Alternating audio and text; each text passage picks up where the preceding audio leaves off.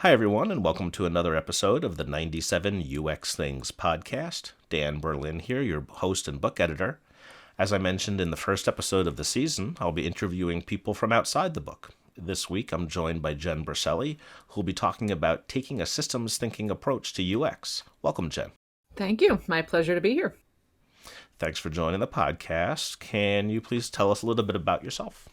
You got it. So I am the co-founder and principal experience strategist is the title I'm using right now at an experience strategy agency called Topology. And prior to that, I was most recently the chief design strategy officer at MadPow. And I'll pause there because I'm sure we'll get into my origin story shortly. But that's what I do today. Nice. Yeah, thanks for that. And yeah, exactly. Tell us about your origin story and how you wound up where you are today, please. Yeah, so I think like a lot of folks in this world, I came via a winding path. I almost said people of my generation, but I'm not going to make it sound like it's such an ageist thing. Right. Though I do know more folks, these days are aware of UX and related fields and move into that world straight out of school. So it's an interesting dynamic to think about how the domain will continue to change because of that. But I actually, I had no idea that UX was a thing. I had never heard of UX or information design or human factors or anything growing up. I was, like many of us, really just a very curious kid. I loved learning, wanted to understand everything, how everything works, people, objects, etc. And I ultimately decided to major in physics as an undergrad because physics represented to young Jen the most fundamental study of everything. So I majored in physics as an undergrad, but during my years in school, quickly realized I did not want to go to grad school and fight for grant money to do graduate level physics research. I would have loved that, but it's nowhere near as romantic as I think like young people and most people outside of science think that it might be. So I also got involved in things like peer tutoring and really enjoyed the challenge of figuring out how to teach other people complex concepts like physics. So I thought, hey, that's teaching, isn't it? So I minored in education while I was doing that, which was a giant pain in the you know what, because it wasn't part of the program. But so and then I moved into education and I actually taught high school physics for almost a decade. And I loved it at first. Those listeners who have friends or family who are teachers can probably relate that most teachers struggle their first few years and then fall into a rhythm. And it was the opposite for me. I really loved the first few years when I was really working hard to figure out how people's brains were wired and kids' mental models about physics and other science and math topics. So once I started to get sort of into a rhythm, I actually fell out of love with it. I sort of felt like I was being handed the same design brief every fall and being Right. asked to solve the same design challenge again and again. I wouldn't have had that language for it at the time, but just serendipitously, I happened to come across a field of information design and had a friend who had shared like a blog with me or a magazine or something, slowly started reading more about it. And then eventually, and I'm very much shortening the story, but decided to leave teaching, go back to grad school, studied information and interaction design, service design, systems thinking. These were all kind of part of the program Mm-hmm. where I went to school. And then out of grad school, moved into a UX role. Always enjoyed the more strategic, fuzzy front end of the work. So over the years since grad school, I've basically been more and more involved in the sort of strategic service and systems level thinking for design and experience, and over time taking on more and more leadership as well. So ultimately, helping lead MadPow, small agency here in New England, and then striking out on my own to do it my own way. So Nice. that's me. That's my story. Yep. Cool. Well, thanks for that story. And it's an interesting progression going from education to UX. And the way you described it, it makes perfect sense because the way it sounds like the challenge of conveying complex topics went away Yeah. each year. And now you just get to do it on a regular basis. That's really almost kind of what at the time, that's what I figured out for myself, even though I, would not have, again, really had that language. But I kind of said, I really like designing learning Hmm. experiences, but I wanted to apply that same kind of thinking to other types of experiences. And Right. that's exactly what I did. And there are a lot of people who will look at that resume, and maybe this is for like, especially younger folks that are listening, or folks making career switches into UX. People will look at a resume like that, and some of them will go, well, that's a crazy path. Wow, what, but it's a really nice filter, because the people that look at that trajectory and they say, wow, I get it. I can see that progression. It makes a lot of sense. To me, it makes total sense. Those are your people, those are Right. your employers that get it. They're going to see value. I want folks that I collaborate with to see my physics background and my teaching background as bonus, because those Yep. both inform my practice deeply. And sometimes people bring up the education piece, and they ask if I miss teaching, and I don't miss teaching, because I actually still teach in a lot of ways, not just literally, because I do still teach. Now I teach design and leadership, in post-secondary institutions, but even just, from professional services angle, teaching clients, teaching collaborators, teaching peers, that's really critical to what we do as UX Yep. professionals. So it's all there. And you bring up a great point about UX as that second career. It's often a second career for folks, and Yeah. people shouldn't get hung up in on the fact that, hey, my entire career wasn't in design. How can I get a job in design? Really rely upon and learn from and bring forward the knowledge that you have from your previous career. Yeah, absolutely. And this dynamic is probably shifting as more and more people move into this world straight out of school. But I've always felt strongly that having exposure to and time spent in other fields is just 100% always a good thing. It's Yep. actually probably my number one piece of advice. I guess we'll come back to the end of the episode, but use it to your advantage and really be able to highlight what your career experience is, regardless of what the title or the field is called. Yep. Absolutely. Well, great. Thanks for all of that. Let's turn to your topic at hand, taking a systems thinking approach to UX. Tell us Yeah. about that, please. So systems thinking is historically a field that is much more focused on frameworks and models and tools that are descriptive. They help us understand what is happening in a complex system and what may be occurring even in intangible and invisible ways between the components of a system. And I say components, I mean people or objects or data. Yep. But where I think design really enriches and these things marry beautifully is that designers are the ones who are good about figuring, what do we do? How do we intervene? What can we actually take from our knowledge and actually make a decision or design a thing, an intervention, a product that can make a shift or change an outcome. So all of that is like fairly esoteric and abstract, but like what systems thinking really is, there isn't really one great definition. You can, do your Googling, but I like to think of it as it's a way of making sense of the complexity of the world by looking at wholes and relationships between things instead of breaking it into individual pieces and analyzing separate pieces. And I sometimes sense there's like this tension between folks who are really gung ho about systems thinking and a systems view and folks who are more analytical and want to break things down into their components. I think they work together very nicely. This is Hmm. not an either or, but so much of our world and so many of our practices, especially in business and innovation, are driven by more of an engineering and optimization mindset that tends to break things into components and then want to analyze them as these like distinct separate bits, Right. which can tell us a whole lot about them in isolation, but really result in us missing the context of how they relate to each other.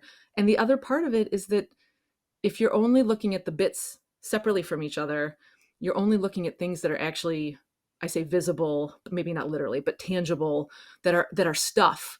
And what's usually going to go missing from that analysis are the things that are invisible, like the flow of perceived value or the Mm. influence of things on each other. But what I like to say to people who are like, why should I care about systems thinking? There's this kind of common saying among different authors that write on this topic that the cause and effect that we see in the world are often not as close to each other in space and time as we think they are.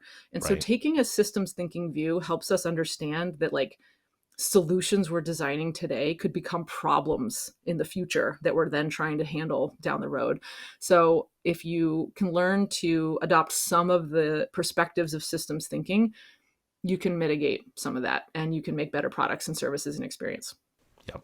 I really like the point that you made about how in design and research we often get caught up in the bits. We often get caught up in the smallest piece of data and how it affects other things. And you mentioned looking at the relationships between the whole, right? It was really interesting what you Mm-hmm. said about looking at the whole. My question there is, how do you know what the whole is? Are the different wholes that we should be looking at? Is there a way to be looking at that? There's like entire communities, academic and non, that debate that exact topic. And I think the way that I like to think about it, and I think that is at least most effective for folks like us who are in experience design roles, is that any system is a system because somebody somewhere has defined it as a system and drawn a boundary around it. Hmm. So, to your point, what's the whole? There's no hard and fast rule. In fact, this is one of the things about systems thinking that makes it kind of hard sometimes for people to get their brain around, because there are very few things that are black and white in systems thinking and systems science. And by the way, there's like a million sub categories of systems science that I won't rattle off, but Right. it's that lack of black and white thinking that can make it tough for some folks. But to your point, even the act of drawing a boundary around a system and saying, this is the whole that we're going to consider, that's an act, a choice, a conscious decision that you make as a designer. Maybe I should back up. Maybe it's not always conscious. And part of what I'm advocating for is that we take a more deliberate, conscious look at where are we drawing the boundaries of our system. And if we're going to say that we can consider, I'm making like a hand motion here, this tiny little system, but we want to maybe expand out a little bit, we're not going to argue that we've somehow encompassed literally everything, because you could Right. expand that out to be the universe. But just knowing that if you are drawing the boundaries around something to analyze something, no matter what, you've drawn a boundary, and therefore you've made it so something's being excluded from your analysis. So having the ability to kind of move those boundaries out, to zoom in and out, is the key. So there is no such thing as a whole. It's Yep. kind of just where you decide to mark it. And that's part of the problem that makes this tough. Yeah, and how about us, tacticians? I'm a usability specialist. I'm a researcher who has his head in the weeds often enough. How do we bring our heads up out of that and think about it Yeah. that way? I like to think about it as like altitudes. It's a metaphor that works for me. To say that there are different altitudes that you can be practicing at, in the weeds, like we say it literally, like on the ground in the weeds, right? Versus like getting a bird's eye view or a 10,000-foot Right. view. And so some of it really comes down to building up the ability and a comfort with working at different altitudes. So if you're a person that really likes to be in the weeds, it means sometimes you do just want to challenge yourself to zoom out a little bit. If you're planning a research study and you're going to focus on a particular user group or a segment of people, sure, of course, you're going to need to be focused on those details. But if you're not somebody that's already in a place to ask questions about who are we excluding, and what is the context of the use or the experience that you're studying, Yeah. that's the place to start. And that's kind of like baby steps, like systems thinking 101, which I would probably think most people listening to this podcast may already be doing. But Right. then take that logic and extend it out a little further, and ask yourself, what else am I excluding? What other context is out there? And then in addition to thinking about like, widening the aperture, also start looking for the connections between things that isn't visible. And actually, this is where research is really helpful, because research tells us what some of those things usually are when people start to reveal what the influences on their choices are. So if you think about, I like to use mapping as a good way to talk about this, because people will ask, like, what does this look like? How does it manifest? Like, what are the tools? The maybe disappointing answer is, you're actually not really going to find a list of systems thinking artifacts. Like, if you do systems thinking, it looks like this. What it Right. really is that you use your tools you already are using, but with a different mindset. So something like a map, a journey map, an ecosystem map, a blueprint, whatever you're mapping, you're going to still be creating a similar artifact, but it's more generative, and you're using it in the process of understanding and making connections between things, rather than just creating that map as an output to show this is how this works. And in doing so, you can identify, for example, these two things in an ecosystem, this human with this role and this tool that they use. Why does that person use that tool? Is it because the company established that was the workflow? Did that person make a choice to have that tool in hand? those aren't visible things that you would see written out somewhere, but those are influences on that person's experience, the level of choice and Hmm. autonomy they had even using that tool. And you uncover that in research. But if you aren't already thinking about uncovering those intangibles and invisibles, you're not going to learn those things. And that's where that systems view becomes relevant, because you want to be asking yourself, not just what the bits or the nodes in this network are, what are the things that connect them to each other? Yep. I don't know if that, does that even make sense? No, it You does tell make me. sense. It does, and all too often, the artifacts that we make jump too quickly to how are we solving this, and what are the Yeah. screens going to look like. But to your point, by having this visualization of the journey or the service, whatever it may be, it Yeah. allows us to examine it and allow ourselves to ask why. And that seems to be a big part. Allow ourselves to ask, why is it this way, so that we can remove Yeah. friction or whatever the goal is. I also want to say, I've hinted at this. I don't think this is novel to most UX designers. What I think we're ready for as a profession is to kind of just take it up a level, really. Hmm. I think a lot of people who already know what systems thinking is are like, yeah, I've been doing that for years. Right. And there are people who maybe haven't heard the term, but when they hear it described, they say, well, I think that way. That's just what I would call being strategic, you know? And those are all valid points. I wouldn't Yeah. argue with that. But I think really what I'm excited about and what I'm seeing happen, and I'm seeing signals of this in our work, is that there's more openness and appetite for this among business leaders, among the folks we work with, whether it's our clients if we're in professional services, or our leaders in our in-house teams and positions.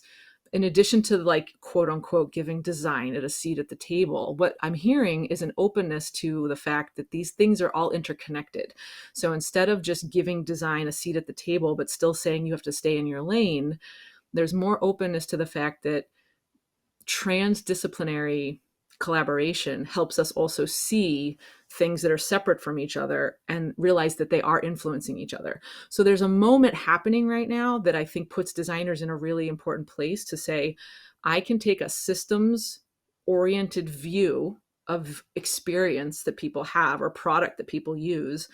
And in the past, a designer would have gotten told, that stay in your lane, stay in your lane. Right. You're here to figure out if that screen is intuitive. You're here to figure out if that IA works. And now it's okay. I can see how this is relevant if you can make the case for why taking that view illuminates connections and illuminates influence and illuminates value flow and shows us where there are leverage points. It's one of those terms that bubbles out of conversations about systems thinking pretty frequently. It's, if a system is kind of got something wrong with it, then fixing a product in one part of that system may not do anything to actually improve someone's experience, because the bigger system in which it's taking place is actually the thing that's broken. And so Yeah. looking for those leverage points in the system might mean that one leverage point could be fix that product, but another one could be completely different somewhere else, further upstream in the experience, or further, away in time or space, that would be missed if you're not given the ability to look a little bit broader. So for all the designers out there who are like, yeah, Jen, okay, I've been doing this my whole career, what I'm seeing right now is a really big opportunity to do it even more at a higher level of strategy in business and innovation. And I think designers have the exact right skill set to take it from just making sense of things to making actual choices and decisions and action with it. I talk a lot Yeah. about it's sense making and then decision making. Like, you make something with it. And that's where Yep. design is going to actually, like, supercharge systems thinking. So that's my commercial for it anyway. Sounds like buy-in is going to be a huge part of this. To Yeah. go to get out of the lane, as it were. Any Yeah. tips on getting stakeholder buy-in and executive buy-in for more strategic thinking? The age old question.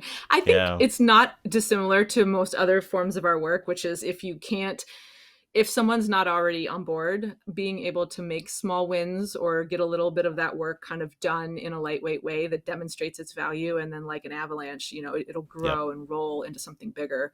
Research is the obvious comparison. An organization that's not research driven or doesn't want to invest in research, if you can demonstrate with some lightweight research how valuable it was to inform a decision, usually you can earn the right to do more of it. And I find the same to be true with systems thinking.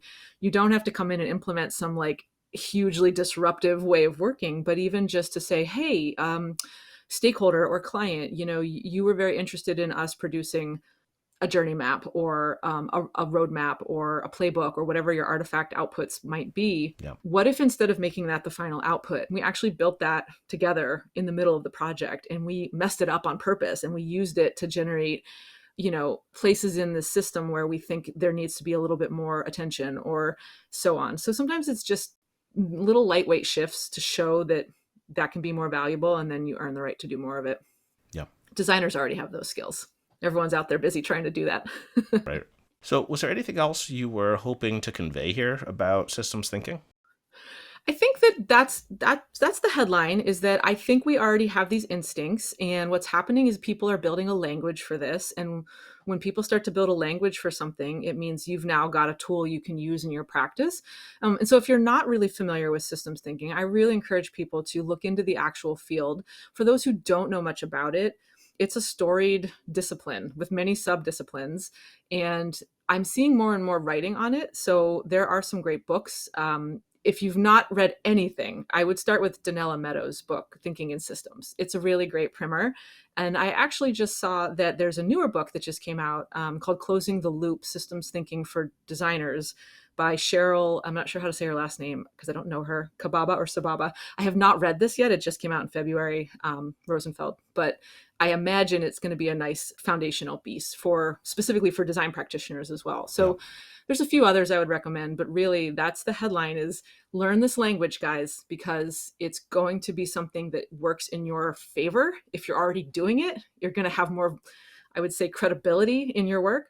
And if you're not already thinking about it this way, at least get familiar with this way of talking about the work you do, because there are two benefits. One, from an ethical standpoint, understanding the downstream impacts of what you design is part of your imperative. As a practitioner, you have an ethical obligation to be thinking about what you're actually creating and putting into the world and how it's going to affect people far away in the future or far away physically. Right. And systems thinking is how you do that.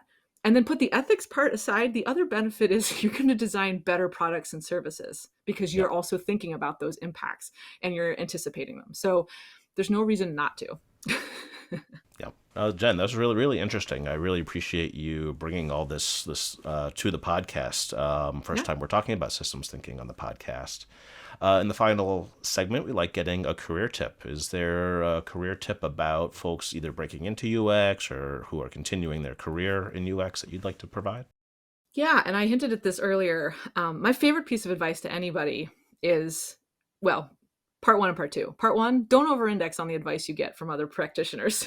Nice. And then the second is, I really, really, really encourage folks to read and learn as much as they can about things that have nothing to do with your field. This is a little bit in danger of repeating. I think Adam Connor gave similar advice. He was saying, to get yourself exposed to and immersed in other creative fields. You can learn so much from illustration or animation. I take it even beyond like any field, literally anything. If you are kind of interested in rhetoric, if you're interested in biology, fields that might feel like they're completely separate, nothing builds, I think, chops as a designer, especially if you want to be, researcher too. I use designer in the broadest sense.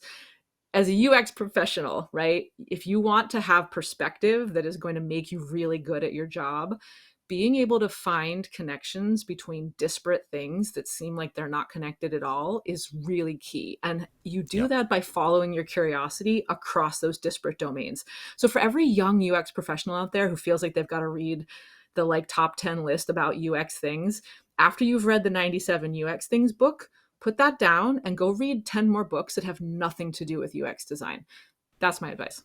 That's great advice. Jen, well, thank you so much for this. It's been a wonderful episode here with systems thinking and your career tips. So thank you so much for joining me here today. My pleasure. My guest today has been Jen Briselli, who is talking about taking a systems thinking approach to UX. Thanks for listening, everyone. You've been listening to the 97 UX Things podcast, a companion to the book 97 Things Every UX Practitioner Should Know, published by O'Reilly and available at your local bookshop. All book royalties go to UX nonprofits, as will any funds raised by this podcast. The theme music is Moisturize the Situation by Consider the Source. And I'm your host and book editor, Dan Berlin. Please remember to find the needs in your community and fill them with your best work. Thanks for listening.